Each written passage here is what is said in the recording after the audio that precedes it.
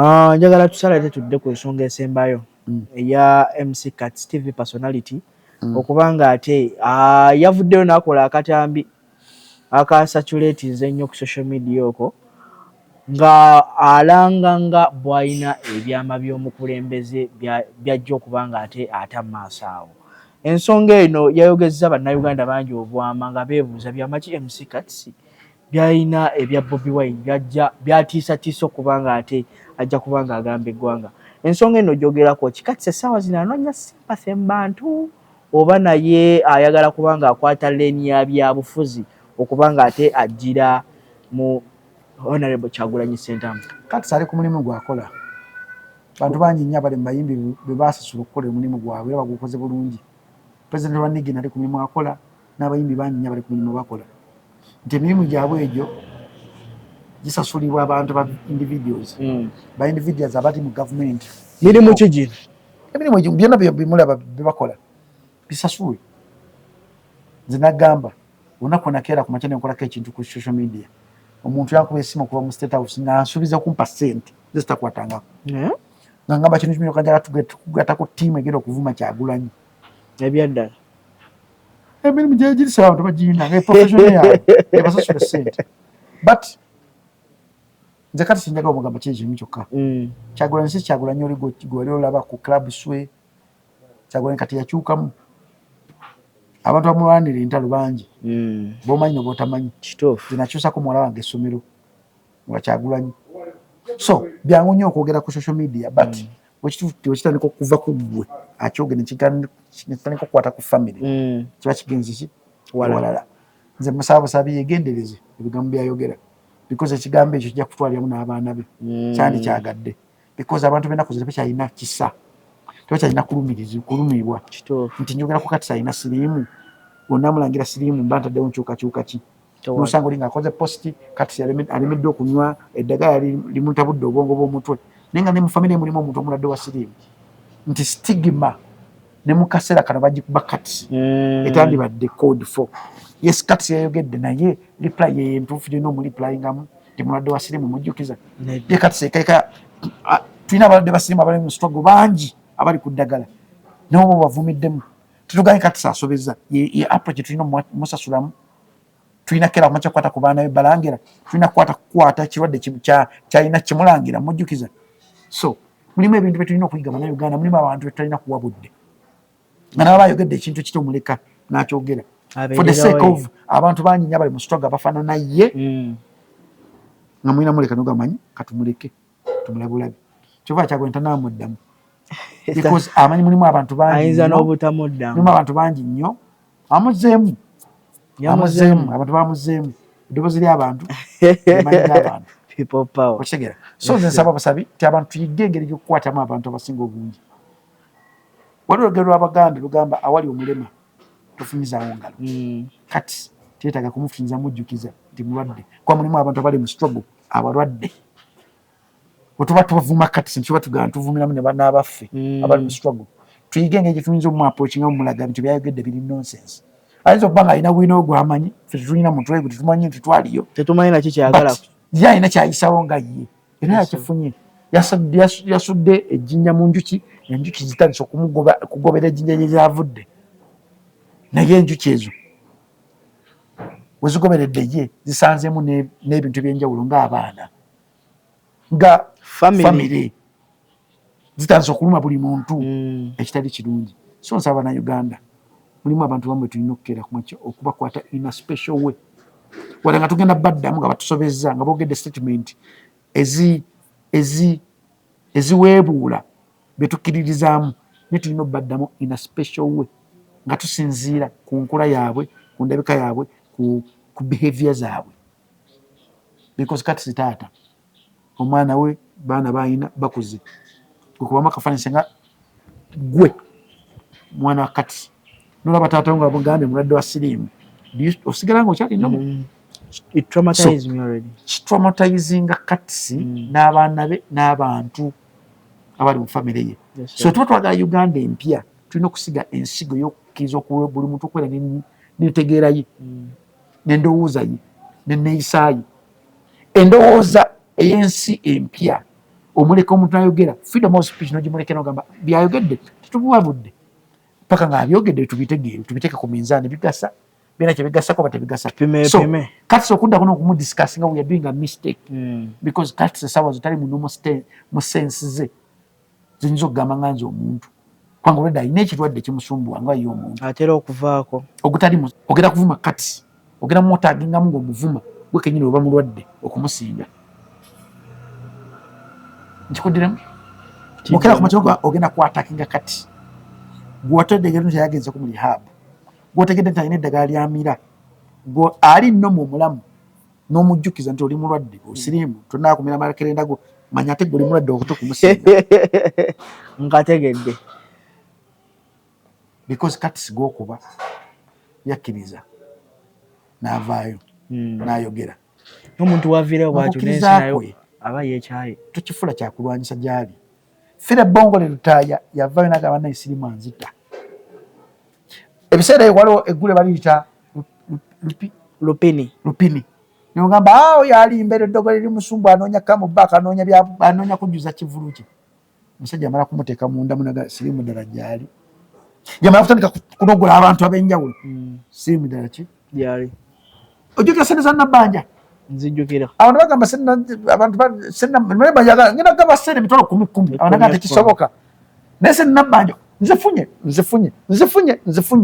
zaweebwako bamu zaweebwa abantu nzimanyi abantu nga 10 bazifuna nga nali nange nziwakanya nti ziriyo gwewafuna sindi bukulembeze sikirizibwa zifuna naye abantu banyiyo be naziraba bazifuna covid loka covid gyali ngugamba ati nedakyo balina ne covid amala kutwala muntu neibono ogamba afudde covid ddala gyali covid yatwala mama wa Mr. Lee netegedde covid gyali covid yatwala neiba wange nsula wano neiba wange asula wali nga mulamu yali musajja mulamu ekiro owaye covid kyamukola enkeera afudde negamba covid ebiri serious biti kakati mwamu ebintu bitanakutukako ng'obirabanga myangu okulangira omuntu gy'olina siriimu naye olunaku olikwata ku mpeke wooti noziteeka mu ngalo zo n'otandika okumira emu kwemba ojja okutegeera nti empeke ogirangira munno ate ng'okyajjamu empale ng'okyajjamu sikaati ng'okyajjamu empale y'omunda ng'omukazi n'ogera ku kitanda ng'olikola live sex nawe osobola okubeera kati sowenkya omanyi katonda ono muzibu nti ojja kyogera lunaku lwali olangire kati nga walina omulwadde wa siriimu naye enkya kijjeko ewuwo oba kikwatako omuntu gw'omanyi atandika okumira eddagala lya siriimu omanyi weliroma ng'olimira ligoya kulwa katonda n'ensi yange kale n'olwensonga eyo sibula abantu mbagaliza okubeera obulungi betunyiizizaamu natusonya okubanyiiza because amazima ganyiiza ate amazima abantu si byetegefu gawulira abantu bajagala nnyo okuwulira ebintu ebirungi ebibasanyusa bibakkirizaamu naye ensi yaffe eri mu kufa ebitundutundu 10 ebitundutundu 8 abantu banyiivu so wegendereze muganda wange ebigambo byogamba abantu wegendereze abantu boyogereramu kubanga esaawa zino bantu bangi nnyo tubogereramu naye nga enkya bebagenda okufuuka balabe baffe aisaluti nkwagaliza uganda empya sabira ensi eyo gye bayita uganda n'oba omu mu kisibo kino ng'ogisabidde ng'ogisiibidde katonda asobola otuwa omukulembeze oyo atatusosole mu mawanga atatusosole mu ddiini oyo anatwala uganda ng'ensi ye. Njagala twogere ku nsonga y'okuba nga President Bobi Wine yabadde agenza okuba nga anoonyezaako nalukoola akalulu kawempe. Waliwo embeera eyalabise okuba nga ate abasirikale gye baatadde ku bantu banene abanoopu.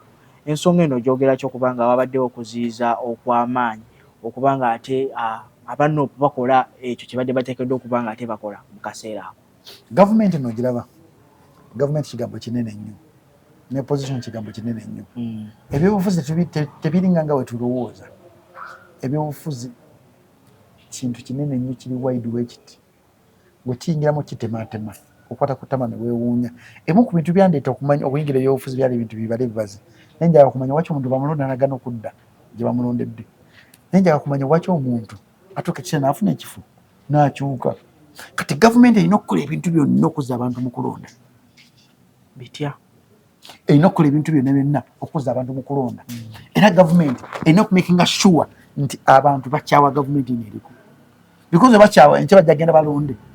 Bwe balonda bajja kugamba ekiraffe kye tukoze ekigendera kyaffe kikulu. Obwenkanya obuli mu Uganda bwe bo tulaze nti okulonda mwekuli tulina democracy naye olunaku wekera amakyama tubagamba tugenda kuddamu kulonda twekyaye ensi Uganda ejja kukyuka naye ensi tejja kukyuka ng'okeera ku makya nogera n'olonda ne balangiriramu omuntu omulala tejja kukyuka ekigamba muganda wange so byonna byakolebwa nsuubira birinamu force ez'enjawulo tewaliwo force mu gavumenti ya President Museveni eyagala aveeko nembamu force eyagala abeerewo nembamu force eyagala Muhoozi nembamu force eyagala Janet Museveni nembamu force eyagala Sali Musale ezo force zonna zezifuga Uganda ate zonna zeepinga mu ngeri emu b'endala force eyagala mu President Museveni aveewo tesobola kulandiraga nti President Museveni aveewo naye sobola okukola order niga mukube Bobi Wine tear gas nekiba mukuba abaana ba Nuupu emiggo mubawambe nekiba kubanga bo baagala kintu kimu kyokka kasipaka ako naye bino bitutwalawa omuntu ali eri ku opposition ya government yateekeddwa kubaako nangeri gya exercisingamu rights ze okubanga ate naye yenyigira mu bintu bya politics mu Uganda mwe tuli mu nsi muno ensi muno abantu bagitegeerera nga olaba mu America bagitegeerera buli kimu kyolaba wabawo ensonga ki balina okubeerawo ekityo nti mu Uganda n'obululu bwonna bwa Africa buli bwe butyo nti oludda oluvuganya gavumenti kenyini lw'empawalinga kibenga wookiraba babakube ekiboko babawambe so that eragire ddala waliwo opposition ya ddala bingi binyo abantu beboogerwa obimanyi naawe oli munamawulire beboogera nti Uganda simanyi gundi yali akolagana Besigye yali akolagana Museveni binnya ebyogerwa ate ndovudde byonna bina ebintu ebyo bijjawo bino byolabirako ddala noga ye omuntu wabanga akola President Museveni bamuba ate ne bajja omusaayi naye mu logic ogenda okingiramu into details ebyobufuzi bimu ku bintu omuntu wabitegera ayinza obbyetamu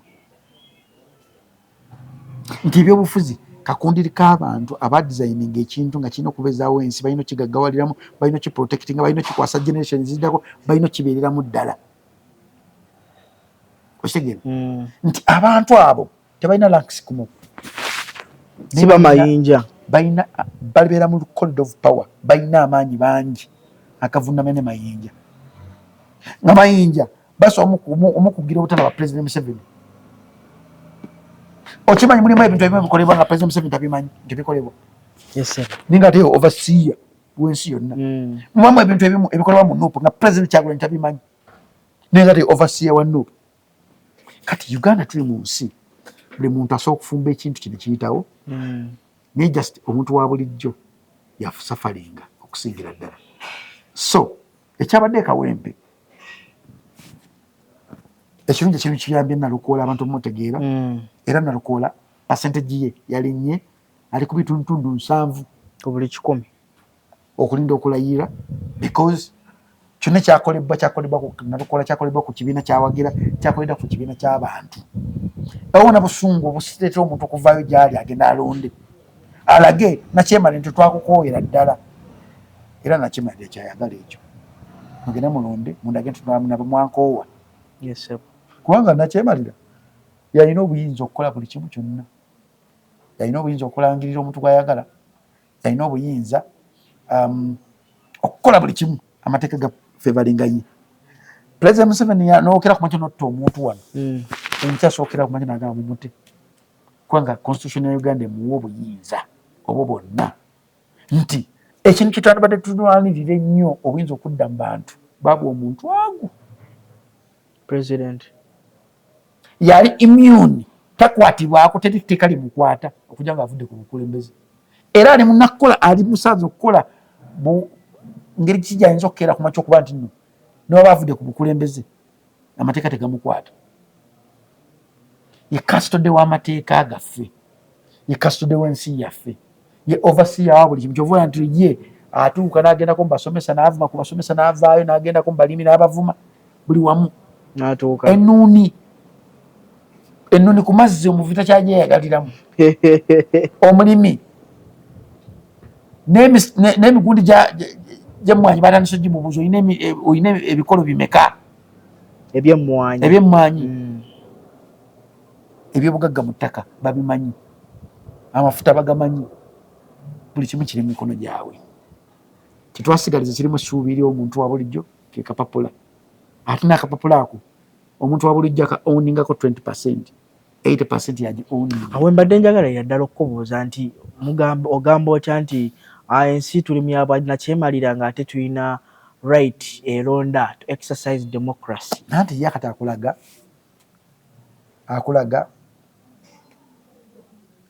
nti sinnakyemalira. Ku international scene akulaga sinnakyemalira. Ateeka okulonda waba akubbye oba takubbye nadda mu buyinza. Bwe bulaga nti kiki? Sinnakyemalira. Ateeka okulonda nga kulimu leader of opposition nga kulimu nakulaga nti ki?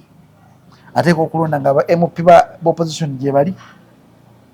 Ateeka okulonda nga opposition ekola ebintu ebimu n'abiyingiramu ebimu n'abireka. Naye gwe n'ogamba nti nno tetulina democracy ng'abantu tulina dictator. Naye ng'osobola okutambula ne million. Walabika vidiyo k'omusajja yadde ne million ezisukka mu 2 ng'ali ku boda atambula ensawo n'egwa ne zigwa. Nakalabye. Akulaga nti ensi omuntu asobola okutambula ne ssente nga wayagala. Oba muwendo ki. Okitegeera? Naye ng'ate waliwo amaka ge bayingiramu ne batta ne bajjamu ssente zirimu ne batafuna justice. Tulina abantu bebakeera ku makya isuli baamutta ng'ensi yonna eraba. Muwala wa Jino Katumba Wamala baamutta ng'ensi yonna eraba. Justice tavangayo. Tetumanyanga abantu abo. Kyokka ng'ate buli mundu eri mu Uganda agimanyi. N'agikutte n'agiina. Buli ssase liri mu Uganda alimanyi. Okitegeera?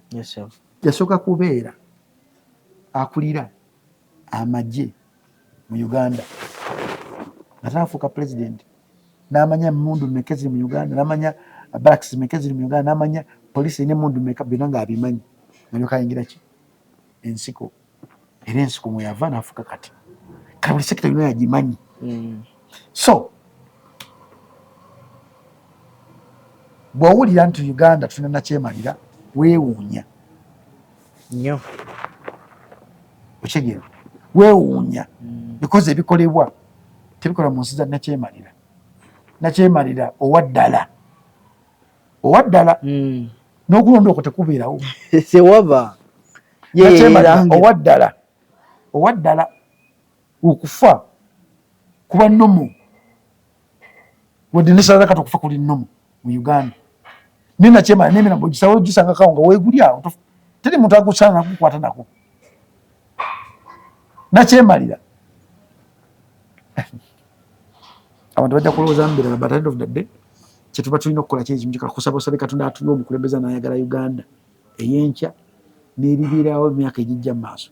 Akatyabaga kano akabaddewo e Kawempe ng'ate twabadde ku by election bw'osuubira we tunatuukira kunoonya akalulu k'obwa pulezidenti n'obunaddiriraawo ate ebintu tebyongere kubanga ate ebintu bigera kuwaseninga because nawedde nti order eriwo lemaza. Don't kill just lemaza. Banyingo. Lemaza. Totta balemaze bulamazi. Kati ina agenda mu kalulu era nga weesimbyewo oba nga olina okwebereramu. Bw'oteeberamu obulema bw'obukulu bumenya. Ng'olotambuddeko n'okeera ku makiro ogenda n'okola ku mulimu. N'olemala nga tosaasobola kukuba. Nga teri muntu gw'okubira ku ssimu n'ogamba muna empaayo omutono n'agukuwa. Kiba kirala. Ng'opangisa mu Uganda eno. Nanti giba myezi egyo. 3. Nga ndoda akasuka ebintu. Fuluma again. Kuba tokyasobola kuleeta ssente zanju. Oda eriwo totta lemaza. Byonna gwe bakwatako kulemaza. Naye tujja kutuuka ekiseera tufune obwenkanya. Obaddi bujja kubaawo.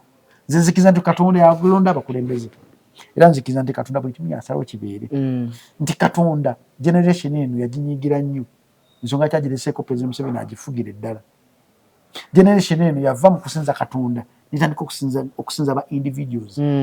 Mu kampeni ojja kulaba nga tuzingiramu awo omuntu ajja kukeera ku makya akwate omugaati ne soda abiteeke ku kifaananyi ky'omukulembeze gw'ayagala naye nga neighbor we oba ewaka awamu famire wali omuntu anoonya omutwalo oba okulya nga tasobola gugwa. Kati ensi weyingiramu ng'on'omuntu wa bulijjo asobola okukwata laavu n'agijja Katonda. Kuba Katonda alina mandate etta President Museveni nga tetugeza na mu lutalo. Yanyiga bunyizi suki nagala leero mu President Museveni koma wano ne kiba. Magufuli yakolera ensi ye mu bbanga ettini nnyo. Naye Katonda mugwe yalekawo President Museveni n'atonda Magufuli. Buli omu aba n'akaddeke. Ke kaddeke. kachachini ngantu Katonda okumanya munyivu omanyi Bible erimu history gyosobola okutunyako n'otaliko okuweyinga mubiri wo kati nti ensi abaana ba Isirayiri bali babajja mu buwanguzi yabawa Moses nga bagamba Katonda bawadde amateeka 10 ninga bayaye tebagagenderako begaddanga banywa omwenge basinza ebibumu ninga Katonda abaleka n'abataka mudunga enjala abamu ne bafa ne bakola ki ne balwala endadde bali awo kati ensi ya Uganda Katonda yagireka mulaavu ye abagira babulabi yagiwa abakulembeze abasobola okugyamu emigigi emibi paka wanaleeta omugigi omulungi. Ensonga y'okuba nga ate ba media managers batwalibwa ekyankwanzi awo gyogerako ki? Ekisookedde aba media managers abasinga obungi baavu. TVs ojjako CBS, Next Media, nojjako Bukedde, New Vision, nojjako Monitor. Ezisigadde za bannakyewa. Kale nojjako Salt, the company ttaano zetulina mu Uganda. Salt y'abannakyewa. Y'abannakyewa, y'abannannyini. Ne Monitor y'abannannyini ya muntu. Kampuni ezo ziri mu maziga. Twakati zaga kwogera. Zitya. Nti kampuni ezo enyingira zaazo yafunda. Essuubi lyonna lirigirina mu gavumenti kugiyamba kulaba nti ebawaako ku buntu bwerangalanga nabo balangiko. Kuba gavumenti erina budget eranga buli kimu. Nojja kwesanga nga ba UBC basinga okifunamu. Kyova ne parliament era yagala kukola TV yaayo ne radio yaayo ng'ekola bintu bya parliament kyokka nga tuyina TV eyagwanga yonna ninga baye bagamba twagala tukole eyaffe ezo nanga banoonya ki kubalira ssente ogenda ekyankwanzi tugenda mu kaseera ka kulonda abasajja beetaaga bakontrolinga bateeka mu ngalo zaabwe ttaano kyokka bwe bagaba license kukkiriza okukola ki okoperatinga bwokola ebyekisiro bakujjako ate nagyo osobola bawaabira CBS saawa za katono enjogerera terina license yaayo bagijjako operatinga booperatinzi nti no president yagamba mugigule neggulibwawo just ase era osookera mu kinki ne bagiggalawo naye bye nalina bikuwa ekyokuyiga kiri kimu tuli mu state omuntu omu ajategeerera ekitali kirungi tekirina kubeerawo ekityo. Ensi yaffe terina kubeerawo ekyo. Ensi yaffe erina kubeera nga buli sekita zonna ziri independent nga zeetegeerera. Ensi yaffe ng'omunnamawulire tebalina mukuba liiso ddijjamu ng'alina okupromotinga ekintu ekituufu. Kankuwa ekyo okulabirako mu lutalo World War